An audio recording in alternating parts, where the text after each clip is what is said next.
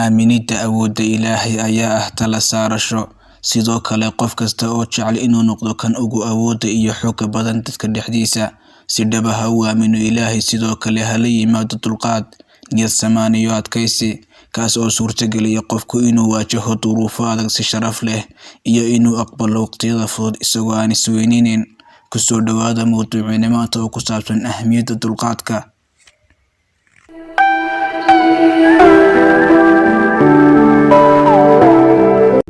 haddaba haddii sabirka qofka ama dulqaadka qofku uu yahay mid ka xoog badan kana adkaaday dhammaan hawada nafta qofkaas iyo doonisteeda, qofkaasi waa qof qiimo weyn Ilaahay agtiisa ka leh. haddiise hawada nafta iyo doonisteedu ka xoog badan yihiin sabirkiisa ama dulqaadkiisa, qofkaasi waa shaydaan oo kale. haddii doonista naftiisa ee cuntada cabista iyo waxyaalaha kale ay ka xoog badan yihiin sabirkiisa, qofkaasi waxba ma dhaamo xoolaha. Abu Qataada ayaa yidhi Ilaahay wuxuu u abuuray malaa'igta ujeedo amaba sabab iyaga oo aan lahayn wax doonis ah. xoolahana waxa lagu abuuray rabitaan balse aan sabab lahayn, halka dadka lagu abuuray labadaba rabitaan iyo sababta rabitaankaasi.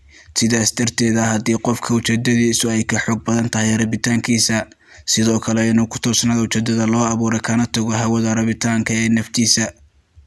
haddaba nooca sabirka ama dulqaadka ee keena in laga adkaysto hawada nafta iyo doonisteeda waxa uu ku xidhan yahay oo lagu kala saari karaa hadba sida uu u xooggan yahay ama tayo iimaan uu leeyahay qofkaasi.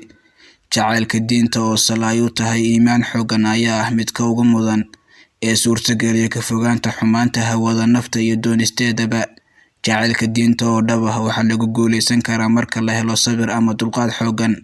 Ilaahay subxaanahu wa tacaala quraankiisa waxa uu nagu sheegay isagoo ka hadlaya sida ay salaadu dadka uga reebto xumaanta. inna as-salata tanhaa 'anil fahshaa'i wal munkar.